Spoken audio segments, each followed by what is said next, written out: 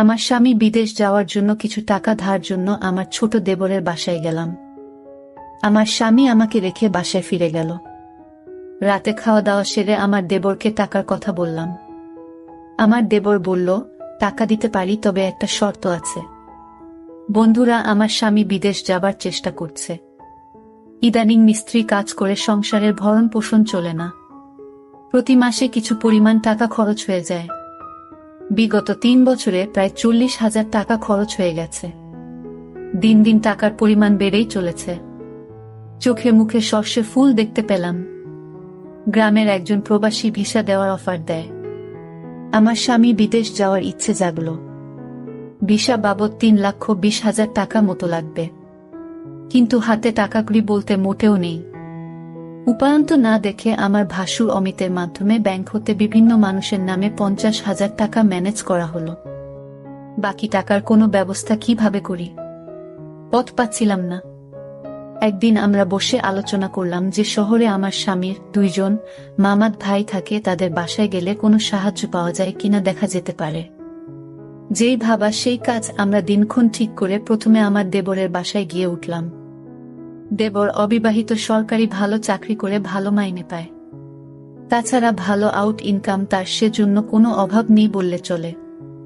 সামনে বিয়ে করার প্ল্যান আছে বিধায় বিরাট আকারের একটি বাসা নিয়ে থাকে। আমরা বিকেলে দেবের বাসায় গিয়ে পৌঁছালাম। আমাদেরকে দেখে সে আশ্চর্য হয়ে গেল। সে বলল, আপনারা কোথায় হতে এলেন, কিভাবে এলেন, কি উদ্দেশ্যে এলেন? একসাথে অনেক প্রশ্ন করে আমাদেরকে বাসায় অভ্যর্থনা জানান। আমরা বাসায় ঢুকলাম, হাত মুখ ধুয়ে ফ্রেশ হলাম। দেবর বাড়ির সবার কথা জানতে চাইল, তাদের ও আমাদের বাড়ির সবার কথা তাকে জানালাম। আমরা যাওয়ার কিছুক্ষণের মধ্যে কাজের বুয়ার সাথে আমাদের সকলের জন্য রাতের খাবার তৈরির তাকে আদেশ দিয়ে দিল। আমাদের উদ্দেশ্যের কথা এখনই বললাম না, রাতে খাওয়া দাওয়া সেরে বলবো, প্ল্যান আছে। সন্ধ্যের সামান্য পরে আমার স্বামী বলল, আমি একটু আমার আরেক ভাইয়ের বাসা থেকে ঘুরে আসি, তারপর রাতে একসাথে খাওয়া দাওয়া করে কথা বলবো। দেবর বলল, রাতে ঠিক চলে আসবেন তো ভাইয়া? আমার স্বামী বলল, হ্যাঁ। তাহলে জানা শোনেন, যদি রাতে আপনি না আসেন আমি কিন্তু ভাবিকে আস্ত রাখবো না বলে দিলাম। এই বলাতে আমরা 3 জনেই অট্টহাসিতে ভেঙে পড়লাম। আমার স্বামী চলে গেল। আমি আমার শিশু বাচ্চাকে খাওয়ালাম এবং তাকে ঘুম পাড়িয়ে দিলাম।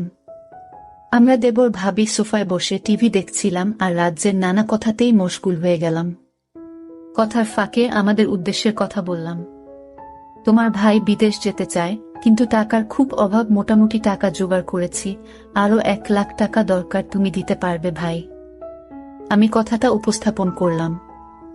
দেবর বলল, এত টাকা আমি একসাথে এখনো দেখিনি বলে দুষ্টুমির ছলে সোফায় কাত হয়ে পড়ে গেল। অভিনয় করার দরকার নাই বলে আমি তাকে টেনে তুললাম। এরপর আমরা রাতের খাবার খেয়ে নিলাম। আমার স্বামী সেদিন রাতে বাসায় আসলো না।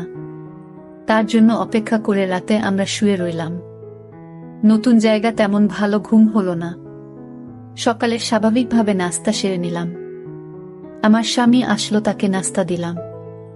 আমরা চলে যাবার প্ল্যান করলাম। তার আগে আবার একবার দেবকে টাকার কথা বললাম। দেবর বলল, টাকা জোগাড় করতে আমার সপ্তাহানেক সময় লাগবে।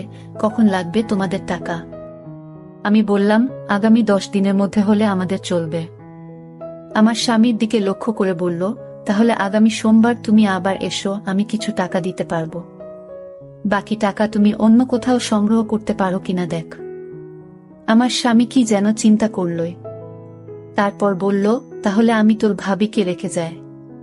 তুই যত তাড়াতাড়ি পারিস টাকা জোগাড় হলে তোর ভাবিকে পাঠিয়ে দিস, কেমন? আমি আপত্তি করলাম। আমার স্বামী আড়ালে নিয়ে আমাকে বলল, যদি আমরা কেউ সামনে না থাকি তাহলে সে যদি টাকার কথা ভুলে যাবে।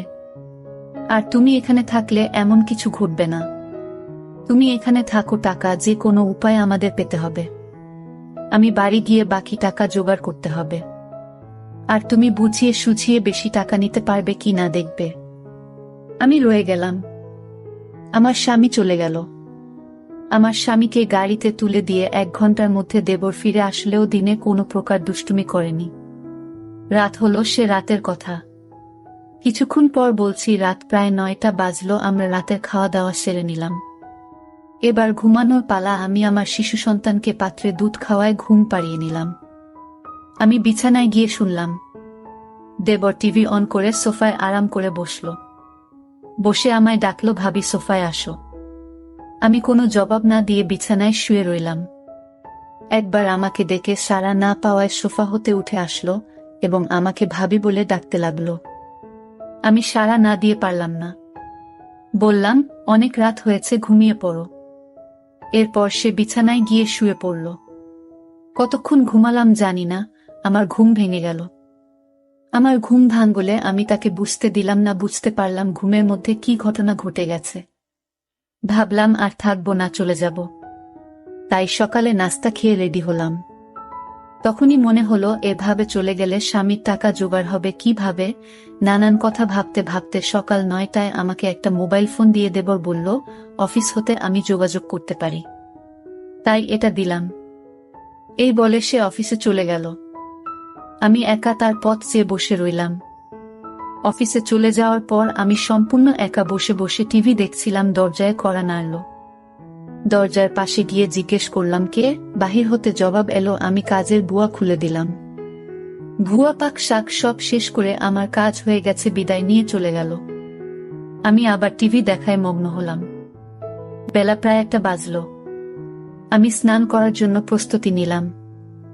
এমন সময় মোবাইল বেজে উঠল। দৌড়ে গিয়ে রিসিভ করলাম। ওপার হতে আমার দেবর বলতে লাগলো, ভাবি আমি একজন লোকের হাতে 10,000 টাকা পাঠাচ্ছি। লোকটা আমার খুব আপন, একটু ভালো করে মেহমানদারি করবেন।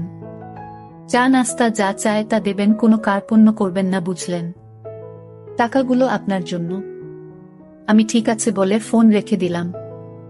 আমি আবার টিভি দেখার জন্য সোফায় বসলাম। টিভিতে একটা ইংলিশ সিনেমা চলছে। এমন সময় দরজায় কড়া নাড়ার শব্দ হলো। দরজা খুলে দিলাম। এ কি দেখছি! সম্পূর্ণ এক নিগ্রো মানুষ, প্রায় 6 ফুট লম্বা। হাতের আঙুলগুলো যেন আমাদের বাঙালিদের হাতের বাহুর মতো, যেমন লম্বা তেমনি মোটা। লোকটি বাংলায় বলল, আসতে পারি ভাবি? আমি হেসে বললাম, হ্যাঁ আসুন। লোকটি সরাসরি সোফায় গিয়ে বসল। তাড়াতাড়ি চা নাস্তা তৈরি করে তাকে পরিবেশন করলাম। সে 10,000 টাকা আমার হাতে গুজে দিল। আমার খাতিরদারি তার নাকি বেশ ভালো লেগেছে। বিদায়ের সময় আমার কান্না এসে গেল। সে আমাকে বলল, কেঁদো না। যদি সম্ভব হয় আমি আবার একবার আসবে। তার চলে যাওয়ার পথে এক দৃষ্টিতে তাকিয়ে রইলাম। ভাবলাম সে যদি আমাকে সাথে নিয়ে নিত। বিকাল বেলায় আমার দেবর অফিস হতে ফিরে এসে লোকটির কথা জানতে চাইল, টাকা দিয়েছে কিনা। বললাম হ্যাঁ দিয়েছে। আমার দেবর আশ্চর্য হয়ে আবার জানতে চাইল, তাহলে দিয়েছে? আমি বললাম হ্যাঁ দিয়েছে, তো এতে আশ্চর্য হওয়ার কি আছে? আমার দেবর হেসে উঠে বলল, এমনি দেওয়ার কথা ছিল না। আমি কোনো কথা না বলে চুপ হয়ে রইলাম। আমার নীরবতা এসে যা বোঝার বুঝে গেল। আমাকে বলল, ভাবি দুনিয়াটা বড়ই কঠিন। কেউ কাউকে এমনি টাকা দিতে চায় না, সবাই বিনিময়ে চায়। সে আমাকে ধারে টাকা দিয়েছে, যথাসময়ে এগুলো ফেরত দিতে হবে। আমি তোমাদের টাকা প্রয়োজনের কথা এবং তোমার উপস্থিতির কথা সব জানিয়েছিলাম। তুমি যদি দাদাকে যদি কিছু না বলো, তাহলে 1 থেকে 2 লাখ টাকা জোগাড় করে দেওয়া যাবে। শুধু দাদাকে বলবে সব টাকা আমি দিয়েছি। এতে টাকাও জোগাড় হয়ে যাচ্ছে। তখন ভাই বিদেশ যাওয়া নিশ্চিত হচ্ছে। আমি তার কথা নির্দেশ সব শুনছিলাম। উপদেশ শেষ করে আবার সম্মতি জানতে চাইলে আমি কোনো উত্তর না দিয়ে নীরব রইলাম। আমার চোখে ভেসে উঠতে লাগলো। আজকের লোকটির কথা কি নাম কে জানে, জিজ্ঞেস করা সম্ভব হয়নি। খ্রিস্টান না মুসলমান তাও জানা যায়নি। তবে হিন্দু নয় যে, সে ব্যাপারে নিশ্চিত। আমার দেবর আমার সম্মতি আবার স্পষ্ট করে জানতে চাইল। বললাম, আমি কি বলবো, তুমি যা ভালো মনে করে তাই করতে পারে। আমার সম্মতির লক্ষণ দেখে বলল, রাতে একজন মেহমানকে দাওয়াত করেছি। কিছুক্ষণ পর কাজের বুয়া আসলো। সে বিকেলে চা নাস্তা তৈরি করার পাশাপাশি রাতের রান্নাবান্না শেষ করে চলে গেল। কে আসছে, কেমন হবে, লোকটি মনের ভেতর একটা চঞ্চলতা কাজ করতে লাগলো। রাত 9টা বাজলেই আমি দেবরকে বললাম, খেয়ে নেবে না, মেহমানের জন্য অপেক্ষা করবে? বলল, না, মেহমান কে আসবে, চলো আমরা খেয়ে নিই। আমরা খেয়ে নিলাম। আমরা বসে বসে টিভি দেখছি। প্রায় রাত 10টা। দরজায় খটখট আওয়াজ শুনলাম। বুঝলাম মেহমান এসে গেছে। আমার দেবর দরজা খুলে দিল। মেহমান ঘরে ঢুকে জানতে চাইল তোমার ভাবি কই। দেবর বলল ভিতরে আছে। দুজনে একসাথে আমি যে ঘরে আছি সে ঘরে চলে গেল। দেবর তার সাথে আমাকে পরিচয় করিয়ে দিল। লোকটি দেবকে উদ্দেশ্য করে বলল, তোমার ভাবিকে তো দেখতে দারুণ লাগছে। আমি 1 মিনিট টিভির দিকে তাকিয়ে আছি। সকালে ঘুম হতে উঠে ফ্রেশ হলাম।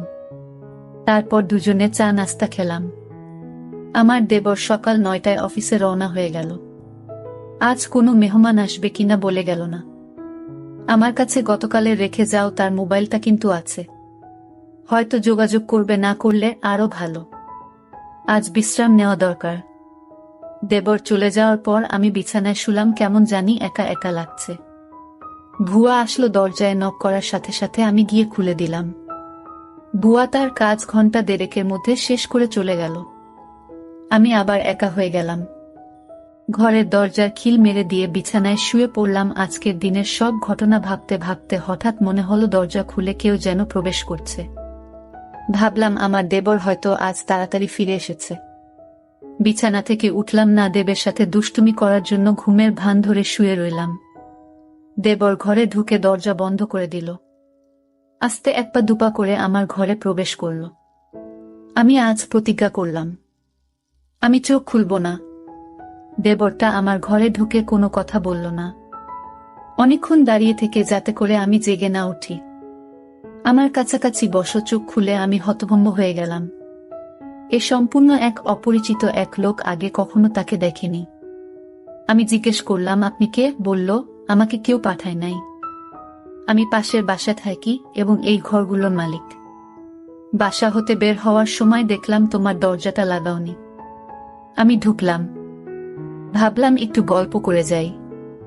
সে বলল, আমি তোমাদের সমস্যার কথা শুনেছিলাম। কি সমস্যা বলো তো? জবাবে বললাম, আমার স্বামী বিদেশ যাওয়ার জন্য টাকা ধার চাইতে এসেছিলাম। টাকা জোগাড় হয়েছে। তোমার কি সে আপন দেবর? না, আমার স্বামীর গ্রাম্য বাল্যবন্ধু এবং দূর সম্পর্কের চাচাতো ভাই। লোকটি হেসে উঠল, তাই? চিন্তা করো না, আমি তোমাকে সাহায্য করব। আমি এখানে একা থাকি, কেউ নেই। যতদিন থাকো আমি তোমাকে সেলফ করব। আমি এখনই টাকা দিচ্ছি। এই বলে বাসায় গিয়ে টাকা নিয়ে ফিরে আসলো। টাকা দিয়ে বলল, কাউকে বলবে না। মেঘ না চাইতে জল পেলাম। লোকটা বলল, দুপুর বেলায় আমাদের বাসায় এসো, তোমার সাথে গুরুত্বপূর্ণ কথা আছে। দুপুর হতে আরো 3 ঘন্টা বাকি আছে। অপেক্ষা করতে করতে যখন 2টা বাজলো, আমি আস্তে আস্তে 1 পা 2 পা করে বাড়ির মালিকের ঘরের দরজায় গেলাম। দরজায় চোখ রাখলাম, কিছু দেখলাম না। দরজায় আস্তে করে টোকা দিলাম, কারো জবাব পেলাম না। দরজায় হাত দিতেই দরজা খুলে গেল। ভিতরে ঢুকে দেখলাম সে তার রুমে শুয়ে আছে। আমি তার পাশে গিয়ে দাঁড়ালাম। আমায় দেখে খুশিতে হেসে বলল, তুমি এসেছ। লোকটা বলল, তুমি দেখতে আমার বড় মেয়ের মতো। সে দেশের বাইরে থাকে। কয়েক বছর হলো সে বাসায় আসে না। নিজেকে একা একা লাগে। লোকটা বলল, তোমার এখানে আর থাকার দরকার নাই। তোমার যত টাকা লাগে সব আমি দিচ্ছি। দুনিয়াতে এখনো অনেক ভালো মানুষ আছে যারা কোনো বিনিময় চায় না। অনেক দিনের জমানো কথাগুলো তার সাথে শেয়ার করে প্রায় ঘন্টা 2 পর আমি আমার দেবর ঘরে ফিরে এলাম। এভাবে আমার টাকা জোগাড় হয়ে গেলে দেবরকে বললাম, আমি চলে যেতে চাই। দেবর না বলল না। তারপরের দিন সকালে আমায় বাসে তুলে দিলে আমি বাড়ি চলে এলাম। কয়েকদিন পর আমার স্বামী বিদেশ চলে গেল। বন্ধুরা, আজকে বিদায় নিচ্ছি। গল্প ভালো লাগলে একটা লাইক দিয়ে বন্ধুদের সাথে শেয়ার করে দাও। আর এই চ্যানেলটি নতুন দর্শক হয়ে থাকলে চ্যানেলটি সাবস্ক্রাইব করে নিতে ভুলবে না নতুন নতুন গল্প পেতে। দেখা হবে আগামীকালের নতুন ভিডিওতে।